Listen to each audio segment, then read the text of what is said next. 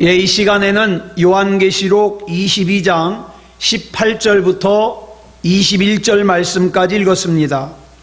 오늘은 요한계시록 49번째 시간으로 마지막 시간입니다. 오늘 부제목은 요한계시록 강해를 마치며입니다. 요한계시록 강해를 마치며. 오늘 본문인 요한계시록 22장 18절부터는 사실은 요한계시록의 본문이 아니에요. 요한계시록의 본문은 이미 지난주까지 끝났습니다. 그러면 오늘 본문은 뭐냐? 사도 요한이 이 요한계시록을 기록하고 나서 다 기록하고 나서 후기를 쓴 거예요. 후기를. 그렇다면 사도 요한은 요한계시록의 말씀을 다 받고 난 다음에 어떤 후기를 썼을까? 이 후기를 몇 가지로 정리할 수 있는데, 첫 번째로는 본문 18절 19절의 말씀입니다. 우리 같이 읽겠습니다. 시작. 내가 이 두루마리의 예언의 말씀을 듣는 모든 사람에게 증언하노니 만일 누구든지 이것들 외에 더하면 하나님이 이 두루마리에 기록된 재앙들을 그에게 더하실 것이요, 만일 누구든지 이 두루마리의 예언의 말씀에서 제하여 버리면 하나님이 이 두루마리에 기록된 생명나무와 및 거룩한 성의 참여함을 제하여 버리시리라. 아멘. 이 말씀의 초점은 하나입니다. 지금까지 이 사도 요한이 하나님으로부터 받아서 기록한 이 계시의 말씀, 이 계시의 말씀에 더 보태도 벌을 받고 빼도 벌을 받는다 이 말이에요. 더 보태면 재앙을 보태서 받을 거라고 그랬어요. 빼면 생명책에서 이름이 지워지고 생명나무를 얻을 수 없고 거룩한 성 천국에 들어갈 수 없다. 이렇게 무서운 말씀을 하시죠. 그러니까 여러분, 하나님의 말씀은 더해도 안 되고 빼도 안 되는 거예요. 하나님의 역사하심과 예수 그리스도의 다시 오심은 성경에 예언된 대로 성취될 것이라는 것이 오늘 말씀의 초점입니다. 여러분, 매년 연말이면 자선남비를 걸어놓고 모금을 하는 구세군이라는 단체가 있죠. 이 구세군을 창설한 윌리엄 부스라는 분이 있는데, 이분이 1829년부터 1912년까지 살았던 분이에요. 그런데 이분이 앞으로, 그러니까 우리가 지금 살고 있는 이 시대를 미리 예언하기를 5가지로 예언을 했어요. 어떤가?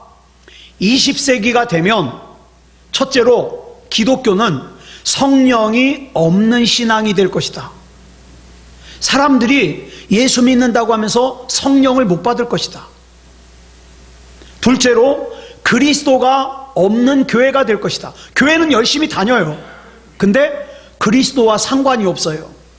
셋째로 거듭남이 없는 구원이 될 것이다. 자기는 구원 받았다고 얘기를 하는데, 자기는 예수 믿는다고 얘기를 하는데 실상은 구원받지 못한, 거듭나지 못한 사람들이 많을 거다 이 말이에요. 네 번째로는 회개가 없는 죄사함이 될 것이다. 죄를 져놓고 회개를 안 해요. 그리고 용서받은 줄 알아요. 5번째로 지옥은 없고 천국만 있다고 할 것이다. 지옥 무서운 걸 몰라요. 그저 천국 가려고는 하는데 지옥 무서운 걸 몰라요. 20세기 기독교가 그럴 거다 이 말이에요. 그런데 놀랍게도 이 윌리엄 부스라는 분이 예언한 대로 지금 현재 저와 여러분이 살고 있는 이 20세기의 기독교가 그렇게 변질되었어요. 사람들이요, 여러분, 성령 받은 사람 정말 찾아보기 힘들어요. 저 사람이 정말 예수 믿는 사람인가 싶을 정도의 사람도 있어요. 교회는 열심히 다니는데 구원 받았을까? 거듭났을까? 회개는 안 해요. 그 막연하게 신앙생활하는 거죠. 30년 전에 제가 신학교를 다닐 때 자주 들었던 말이 뭐냐 하면, 유럽의 교회들이 그 옛날 찬란했던 신앙을 다 잃어버리고 흔적만 남아있다는 거예요. 그리고 교회들이 텅텅 비어있대요. 그래서 그 당시에 유럽을 갔다 왔던 분들이 하는 말이 그 멋있게 지은 성전에 예배하는 사람들이 없어서 그냥 관광지래요. 그 교회가 그 교회 와서 구경하고 가는 대가로 받는 돈으로 그냥 근근히 유지하는 거예요. 유럽의 교회가 그랬다는 거예요. 게다가 그래도 교회가 유지가 안 되니까 어떻게 합니까? 교회를 팔아요. 주로 어떤 사람들이 그 교회를 사느냐? 술 장사하는 사람들이 교회를 사요. 그래서 겉에서 볼 때는 건물이 교회인데 안에 들어가 보면 술집인 데가 많더라 이 말이에요.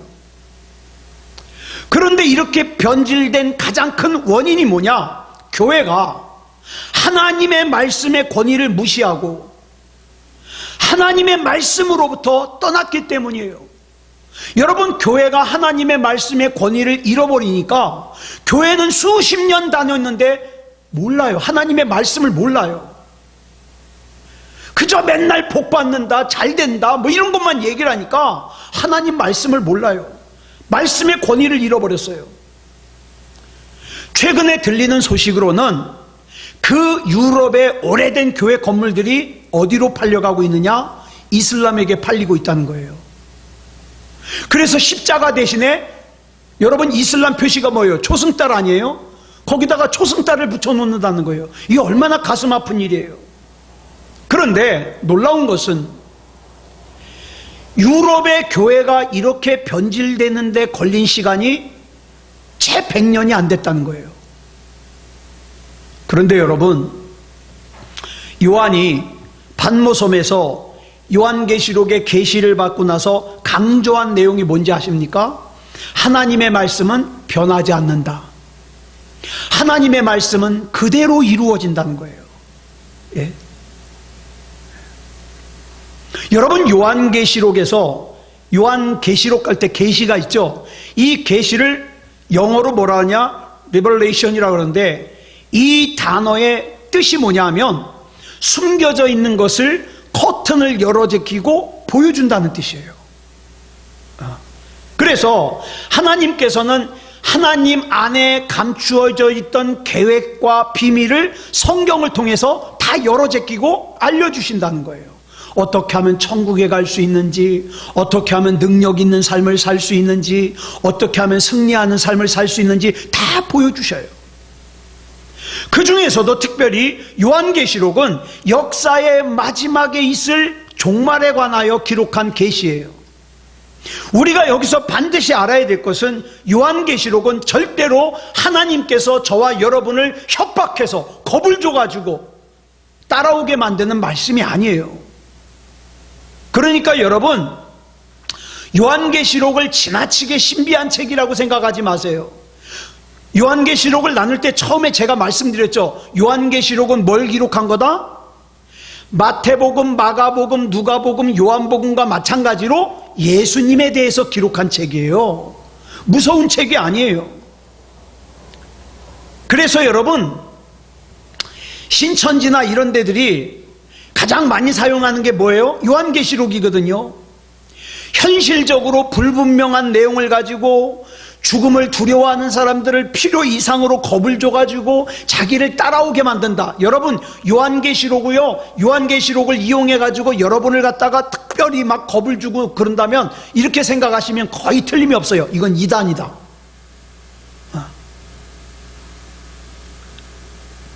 왜냐하면 요한계시록의 전체적인 흐름을 살펴보면 그렇게 자극적인 내용이 아니거든요. 우리 계속 나눴잖아요. 사도 요한 시대에 핍박받는 그리스도인들에게 힘을 주기 위해서, 소망을 주기 위해서, 신앙을 잃어버리지 말라고 힘을 주기 위해서 받은 계시가 요한계시록이에요. 물론 요한계시록에는 많은 재앙의 메시지가 기록되어 있어요. 그러나 이 재앙들은 우리를 겁주려고 기록한 말씀이 아니라 경고예요. 경고. 이 경고를 하면서 하나님께서는 저와 여러분이 이런 재앙을, 죄를 져서 하나님의 말씀을 거역해서 이런 재앙을 당하지 않기를 하나님이 원하시는 거예요. 자, 요한계시록 18장 4절 말씀 보겠습니다. 시작. 또 내가 들으니 하늘로부터 다른 음성이 나서 이르되 내 백성아 거기서 나와 그의 죄에 참여하지 말고 그가 받을 재앙들을 받지 말라. 너 지금 네가 가고 있는 그 길이 잘못된 거 알잖아. 여러분, 죄 짓는 사람들은요, 자기가 지금 잘못된 길을 가고 있다는 거 알아요. 내가 이러면 안 되는데, 내가 예배 드려야 되는데, 내가 하나님 말씀 봐야 되는데 알아요. 그런데 설마 하는 거예요. 그런 사람들을 향하여 하나님이 뭐라 그러셔요? 내 백성아, 거기서 나와라. 그 죄에 참여하지 말아라. 그 죄를 짓는 사람들은 뭐한다? 재앙을 받는다. 그러니까 빨리 그 죄에서 나와서 재앙을 받지 말아라. 여러분, 우리 하나님은요, 사랑의 하나님인 동시에 공의의 하나님이에요. 우리 하나님은 저와 여러분이 죄를 짓다가 재앙받는 것을 원하지 않으셔요. 하지만 끝까지 거역하고 죄를 짓잖아요. 하나님은 벌을 줄 수밖에 없어요. 왜? 공의의 하나님이니까. 그러니까 빨리 나오라 이 말이에요. 나 너 벌 주기 싫어. 나 너 고생하는 거 보고 싶지 않아. 그러니까 빨리 나와라. 경고하는 거예요. 우리 하나님의 마음이 어떤 하나님인지 요한계시록을 시작하는 1장 3절의 말씀과 요한계시록을 마무리하는 22장 14절을 보면 알 수 있어요. 자, 먼저 요한계시록 1장 3절 말씀 보겠습니다. 시작. 이 예언의 말씀을 읽는 자와 듣는 자와 그 가운데 기록한 것을 지키는 자는 복이 있나니 때가 가까움이라. 자, 요한계시록 22장 14절 시작. 자기 두루마기를 빠는 자들은 복이 있으니 이는 그들이 생명나무에 나아가며 문들을 통하여 성에 들어갈 권세를 받으려 함이로다.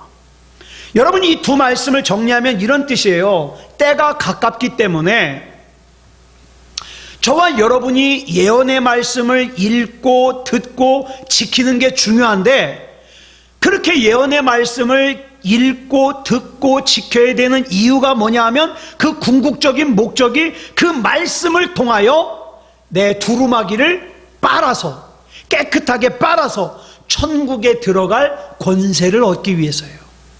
네, 권세를.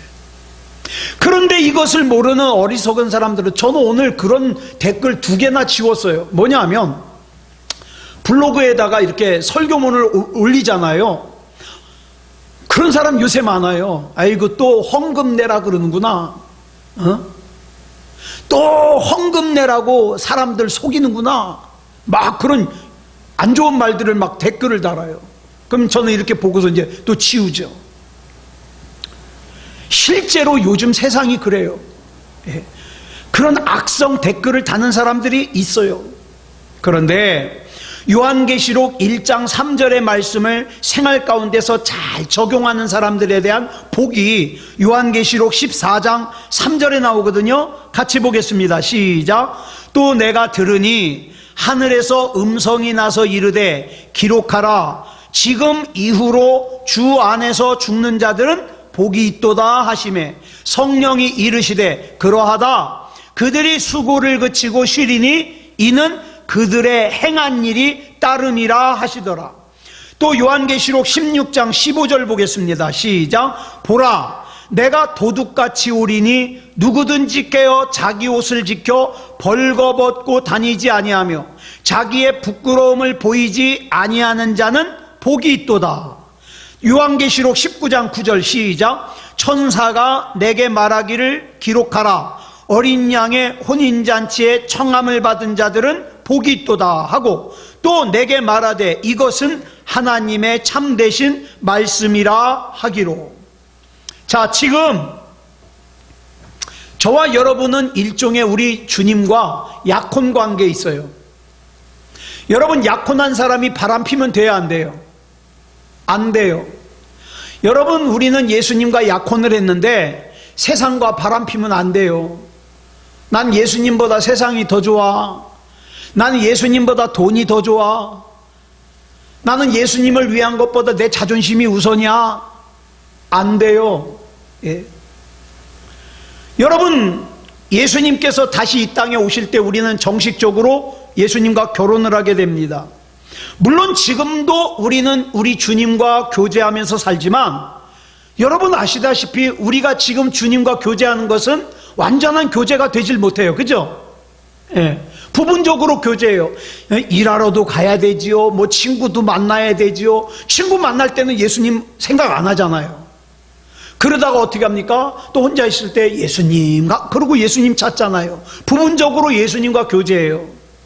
자, 그런데 이 요한계시록에는 그 외에도 요한계시록 20장 6절을 보면은 우리가 주님과 왕노릇할 것이라고 말씀하고 있어요. 또 요한계시록 22장 7절을 보면 말씀을 잘 지키는 사람에게는 복이 있을 거라고 분명하게 말씀하고 있어요. 요한계시록 22장 14절을 보면은 죄를 회개하는 사람은 하나님의 성에 들어갈 권세를 받는다고 말씀하고 있어요. 그래서 요한계시록은 절대 재앙의 책이 아니에요. 여기서만 봐도 그래요. 우리가 주님과 왕노릇할 것을 기록하고 있어요. 그 다음에 우리가 복을 받을 수 있는 길인 하나님의 말씀을 잘 지키는 걸 기록하고 있어요. 또 우리가 거룩한 성 천국에 들어갈 수 있는 길을 우리에게 가르쳐주고 있어요. 절대 재앙을 기록한 책이 아니에요. 여러분, 예를 들어서 우리가 사는 사회에는 법이라는 게 있습니다. 그죠? 법. 이 법으로 남의 것을 도둑질하거나 다른 사람을 이유 없이 때리거나 길거리에서 노상방뇨, 쉬를 하거나 또 차를 너무 빨리 몰거나 또는 술을 마시고 운전을 하거나 그러면 어떻게 해요? 법에 걸리죠? 예, 법에 걸려요. 벌금을 내거나 아니면 가서 갇혀요. 그렇다 그래서 이런 법이 있다 그래서 우리나라가 우리나라는 사람들을 억압해 공포스러운 나라야 그렇게 생각하는 사람 있어요? 여러분 오늘 하루 생활하면서 우리나라는 두려워, 우리나라는 공포스러운 나라야 이렇게 생각하면서 살았어요? 전혀 생각 안 했잖아요. 왜? 나는 그런 범법하고 관계가 없었으니까.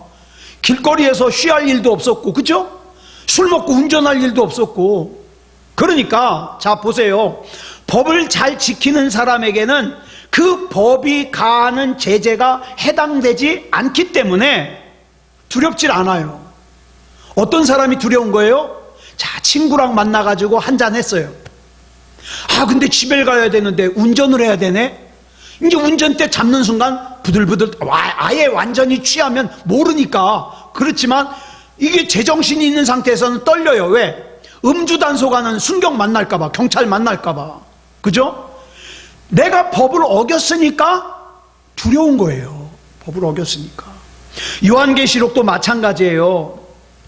인간이 저지르는 죄에 대하여 하나님께서 심판을 말씀하시고 재앙을 말씀하시지만 이거는 왜 그래요? 하나님의 말씀을 받고 하나님과 바른 관계를 맺으면서 사는 사람에게는 어때요? 복을 말씀하시잖아요.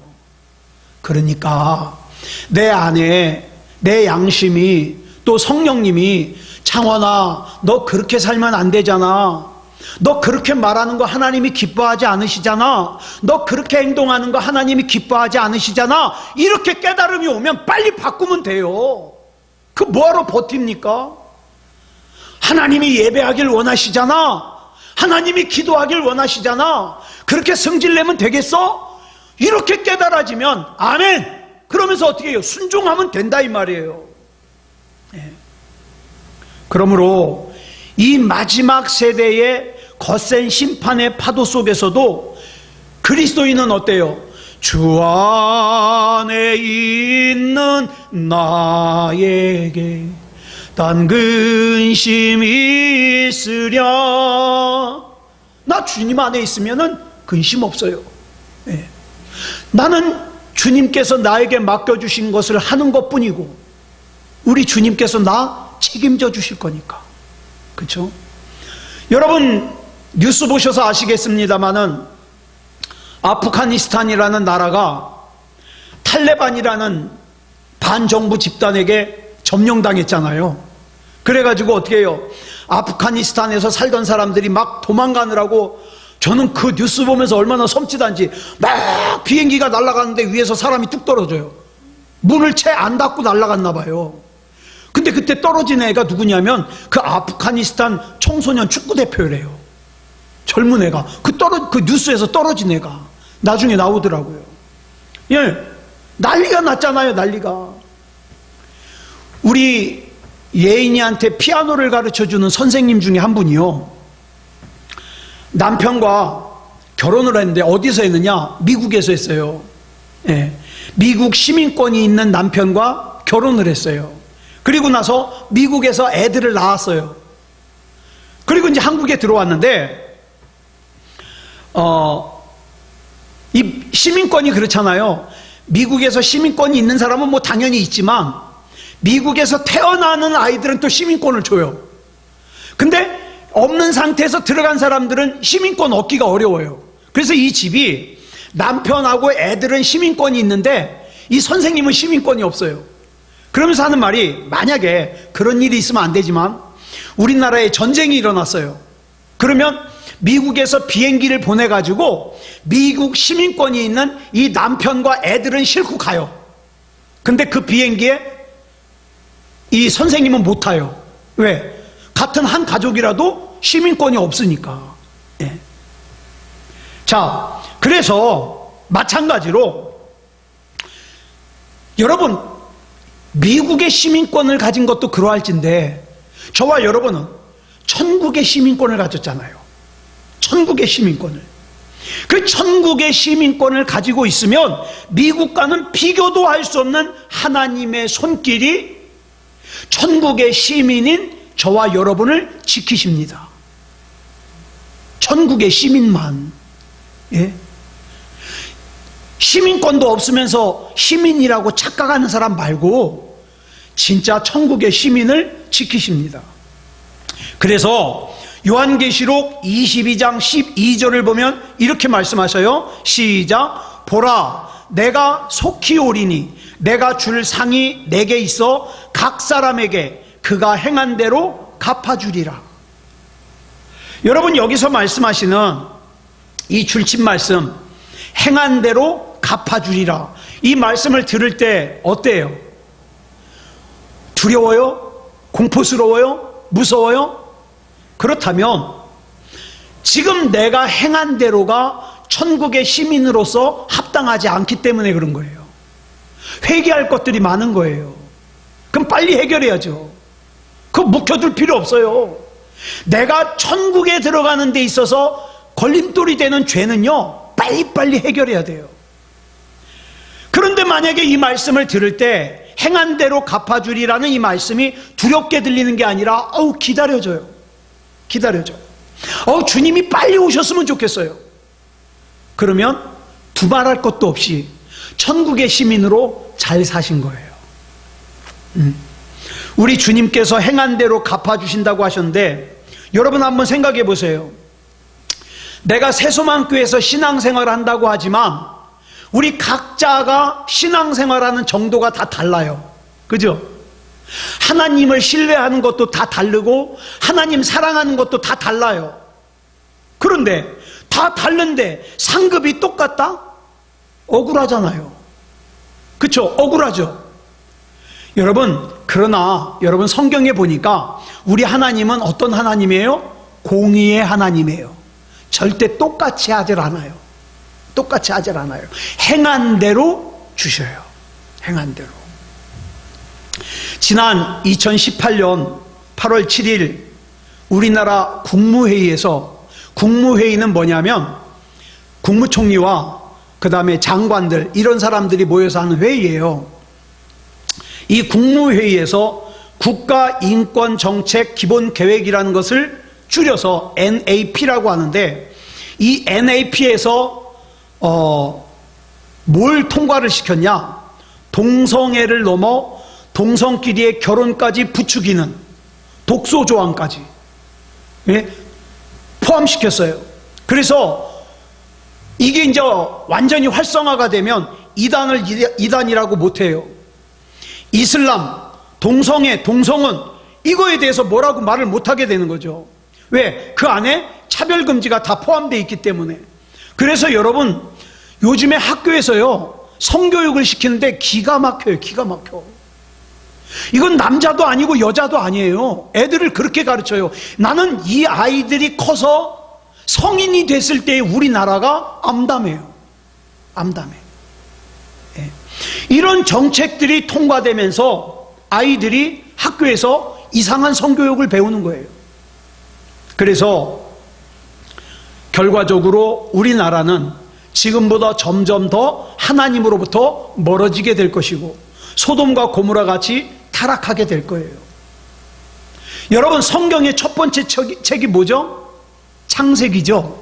창세기 1장 1절이 이렇게 시작을 하고 있습니다. 시작. 태초에 하나님이 천지를 창조하시니라.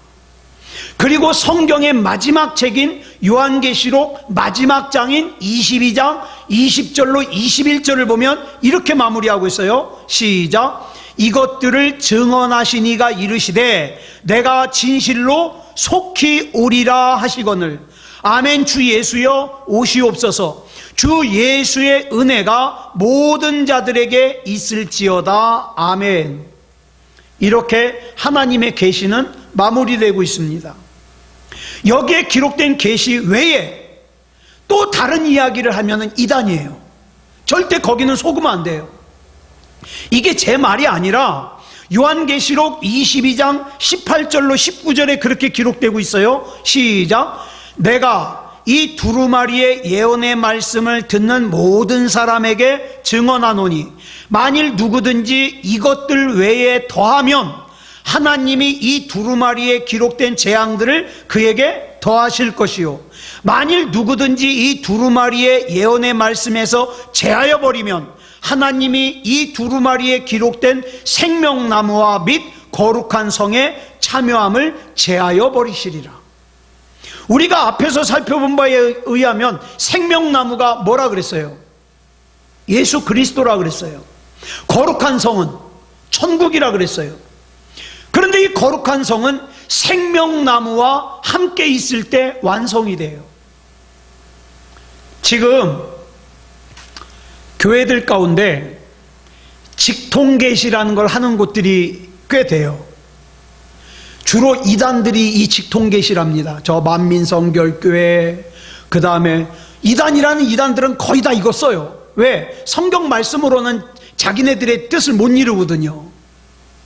그래서 직통계시, 내가 어젯밤 12시에 하나님께 직접 말씀을 받았다고 그러면서 성경에 없는 얘기를 막 주저리 얘기를 하는 거예요. 왜 이런 것을 하느냐? 요즘엔 사람들이 살기가 힘들어요. 그죠? 사람들이 살기를 힘들어 하니까 너무 힘들어가지고 지푸라기라도 잡고 싶어하는 사람들의 마음을 이용해서 직통계시라는 거예요. 내가 하나님 앞에 직접 말씀을 들었는데 너 이럴 거다. 거짓말하는 거죠. 여러분, 신사도 운동이라고 들어보셨나 모르겠어요. 이 신사도 운동이라는 게 뭐냐면 쉽게 말해서 이런 거예요. 초대교회 사도들처럼 병을 고치고 귀신을 쫓아내고 방언을 하고 예언을 하는 등 초자연적인 능력을 우리가 회복해야 된다. 이걸 주장하는 게 신사도 운동이에요. 이 운동을 처음 시작한 사람이 누구냐면 미국의 교회 성장학자인 유명한 피터 와그너 박사예요. 피터 와그너. 자, 그런데 지금도 교회 목회자들 가운데 이 신사도 운동이 절대적으로 필요하다는 목사님들과 아니다, 이거 잘못된 거다 반대하는 사람들과 팽팽해요. 저는 그럼 개인적으로 제게 의견을 묻는다면 저는 우리가 초대교회 사도들처럼 기도해서 병도 고치고 귀신도 쫓아내고 방언도 하고 예언도 하고 이런 초자연적인 능력을 회복해야 한다고 믿는 사람이에요. 그런데 다 좋은데 한 가지는 절대 반대합니다. 뭐냐? 직통계시. 하나님께서 분명하게 성경에 명시하시기를 만일 누구든지 이 말씀에 다른 것을 덧붙이는 사람이 있으면 하나님께서 이 책에 기록된 재앙을 그에게 내리실 것이고, 또 만일 누구든지 이 예언의 말씀에서 어느 하나라도 빼는 자는 하나님께서 이 책에 기록된 생명나무와 거룩한 성에 참여할 특권을 빼앗아 버리실 거라고 분명하게 말씀하셨잖아요. 예. 이 직통계시라는 게 위험한 이유가 성경에 없는 얘기를 막 해요. 주로 어떤 얘기? 사람들이 듣고 싶어하는 얘기. 예? 내년에는 좋은 일이 생길 거야. 내가 기도해 보니까 하나님이 그렇게 말씀하셨어. 이런 거 위험하잖아요. 그렇죠? 점쟁이도 아니고. 그러니까 이 직통계시라는 게 위험한 이유가 성경 말씀에 없는 것을 자기 생각을 하나님의 말씀이라고 덧붙일 그런 위험이 있다 이 말이에요. 특히 이단들은 성경만으로는 자기의 뜻, 자기의 그 가짜를 설명할 수 없으니까 여호와 증인 같은 경우에는 뭘 또 만들어요? 깨어라, 또 파수대, 이런 거 만들어 가지고 사람들 속입니다. 몰몬교 같은 경우에는 몰몬경이라는 경전을 성경보다 더 중요하게 여겨요. 통일교는 원리강론이라는 책을 성경보다 더 중요하게 여겨요. 안식교는 엘렌 화이트라고 하는 여자가 쓴 글이 있는데 이 글을 갖다가 성경보다 더 중요하게 여겨요. 신천지 같은 경우에는 아직 경전이 없어요. 경전은 없는데 요한계시록의 성경 몇 구절을 갖다가 자기 입맛에 바꿔가지고 마치 성경의 전부인 양 그렇게 설명을 합니다. 예. 여러분, 요한계시록에 예언된 모든 내용들은 반드시 이루어집니다. 이루어져요. 많은 사람들이 오해하기를 요한계시록에 기록된 이 내용들이 예수님의 재림 직전에 거의 막 한꺼번에 다 이루어지는 걸로 생각해요. 그러니까 어쩌면 여러분 중에도 그렇게 생각하는 분이 있어요. 요한계시록의 내용은 알겠는데 이건 아직 안 이루어졌어.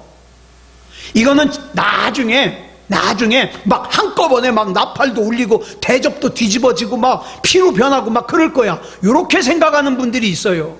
물론 상당 부분이 재림 직전에 이루어지는 건 맞아요. 그런데 여러분 이거 기억하세요. 요한계시록의 내용은 이미 사도 요한이 이 책을 기록한 당시부터 이미 이루어지고 있어요. 이미. 예. 그리고 예수님께서 재림하심으로 이 모든 내용은 완성이 됩니다. 예. 자, 본문 20절 말씀 보겠습니다. 시작. 이것들을 증언하신 이가 이르시되 내가 진실로 속히 오리라 하시거늘 아멘. 주 예수여 오시옵소서. 여기서 진실로라는 말은요, 확실이란 뜻이에요. 확실히, 분명히. 그러나 끝까지 예수님이 재림하시는 시간은 비밀로 붙여놓고 있어요. 네.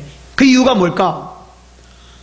여러분은 안 그럴 거예요. 여러분은 착해서 안 그럴 텐데 저는요, 만약에 예수님의 재림하실 시간을 저한테 알려주잖아요?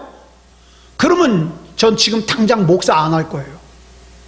예를 들어서 2025년 8월 24일 예수님이 재림하신다. 제가 알잖아요? 그러면 이제 전 목회 안 할 거예요. 가서 열심히 놀 거예요. 재미있게 살 거예요. 그러다가 옛날에 저 학생 때 그런 앙케이트 조사 많이 했어요. 예수님이 곧 오시면 뭘 하겠냐? 그러면 이제 어떻게 해요?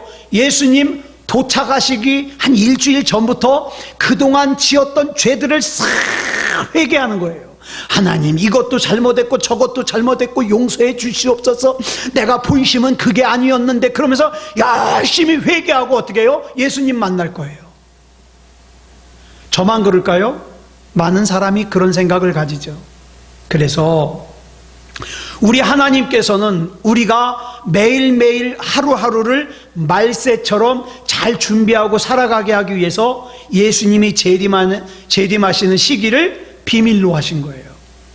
요한계시록 22장 16절을 보면 사도 요한은 예수님을 새벽별이라고 표현했어요. 새벽별. 새벽별이 뭐예요? 정말 동트기 바로 직전은 제일 캄캄해요. 제일 캄캄해. 자, 새벽이 가까울수록 어두운데 그 어두움 가운데 반짝반짝 빛나는 그 별. 예수님이 그 별이라 이 말이에요. 여러분, 지금 세상이 너무 어두워요. 너무 캄캄해요. 근데 저와 여러분이 예수쟁이라면서요. 크리스찬이라면서요.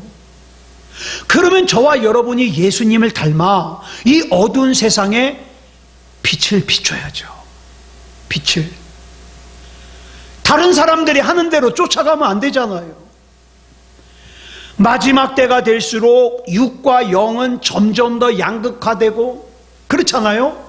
제가 느끼는 게 요즘 그래요. 믿음이 있는 사람들은 더 믿음이 좋아지고.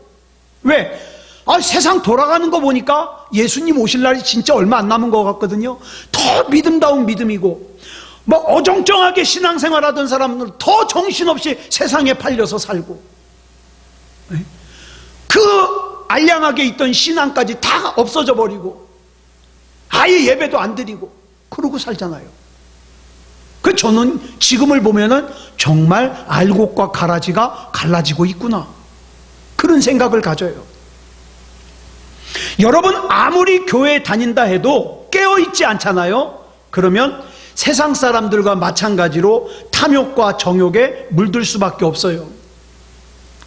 저는 교회에 다니고 신앙생활 한다고 하는데 성적으로도 문란하게 사는 사람들도 많이 봤고요. 탐욕스러운 사람도 많이 봤어요. 예. 저 우리 교회만 하더라도 제가 직접 겪었잖아요. 20년 전에 우리 교회 이렇게 인테리어 하느라고 하는데 저 고척교회 권사님 딸이라 그래가지고 믿고서 일 맡겼는데 300만 원 떼었잖아요. 그거 싸워가지고 재판할 수도 없고 참. 아이 가져라. 그러고 말았어요. 여러분, 결코 이런 풍조에 물들면 안 돼요. 깨어 기도하며 더욱 근신하며 진리 가운데 거해야 됩니다. 그냥 이렇게 신앙생활하면 나도 언젠가는 믿음이 좋아지겠지. 아니요. 여러분, 두 가지 힘든 게 있잖아요. 학교에서 성적 떨어진 애들이 성적 올리는 거하고 믿음 떨어진 사람이 믿음 올리는 건 진짜 힘들어요. 믿음 떨어지는 건 되게 쉬워요.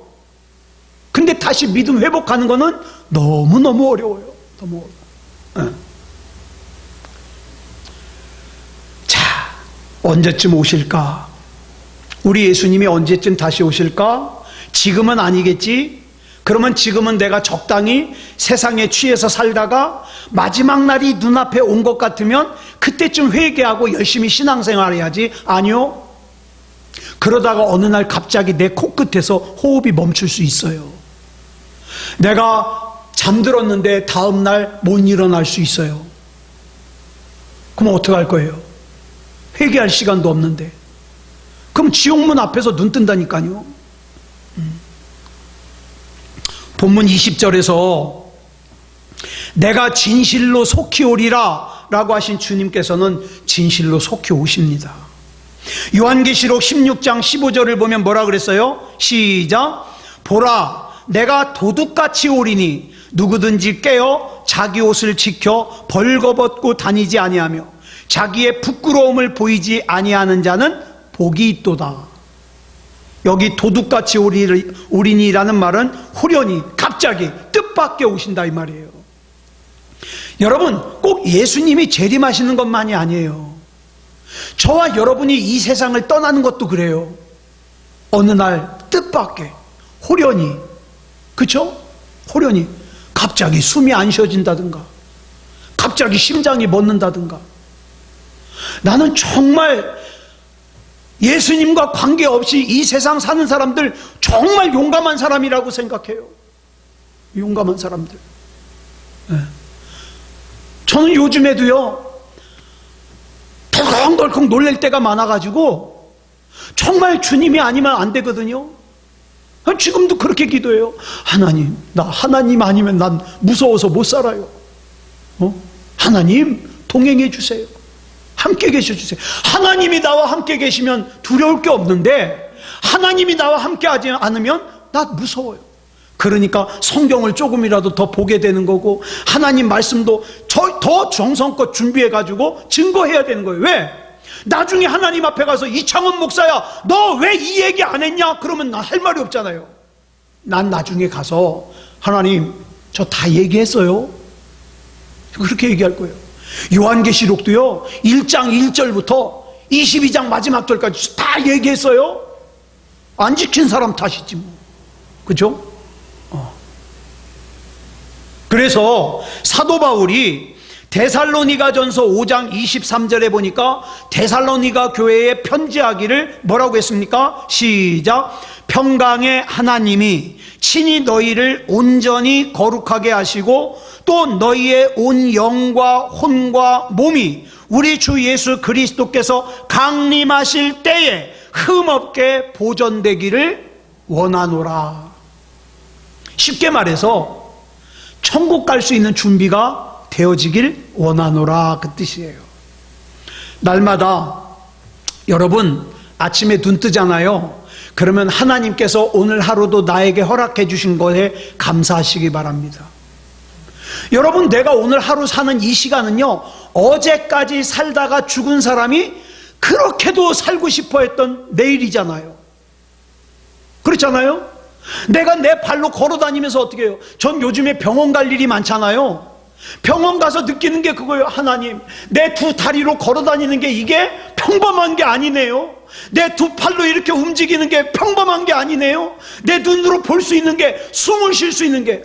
여러분, 폐기능 검사실 앞에 가보면요, 사람들이 다 여기다가 관 꼽고요, 뭐 하나 들고 다녀요. 왜? 자기 힘으로 숨을 못 쉬니까 기계를 들고 다니는 거예요. 하나님, 내 힘으로 숨을 쉴 수 있는 게 이렇게 감사하네요. 왜 그걸 당연하게 생각해요? 나에게 이렇게 주신 거 감사. 네.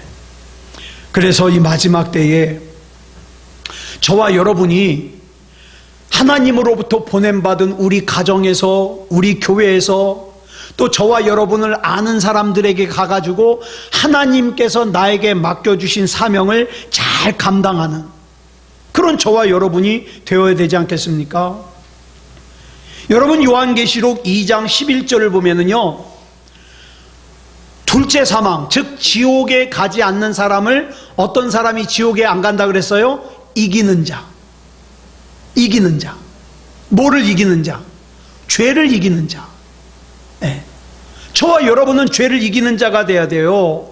또 요한계시록 2장 26절을 보면은요, 하나님께서 약속하신 대로 만국을 다스리는 권세를 저와 여러분이 받게 될 거예요.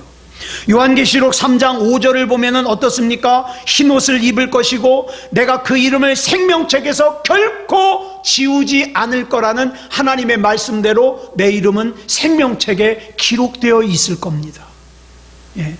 요한계시록 3장 12절을 보면은 내 하나님의 성전에 기둥이 되어 있다 이 말이에요. 예. 너무 큰 욕심 부리지 말고 내가 하나님의 성전에 하나의 기둥이 되어 있어야지. 기둥. 요한계시록 21장 7절에 보니까 뭐라 그랬습니까? 나는 그의 하나님이 되고 그는 내 아들이 되리라. 하나님, 이것이면 충분합니다. 하나님, 나 하나님 것이기만 하면은 난 그걸로 충분합니다. 이렇게 믿음다운 믿음으로 사는 저와 여러분이기를 그리스도 예수님의 이름으로 축복합니다. 기도하겠습니다. 사랑의 아버지 하나님, 감사합니다.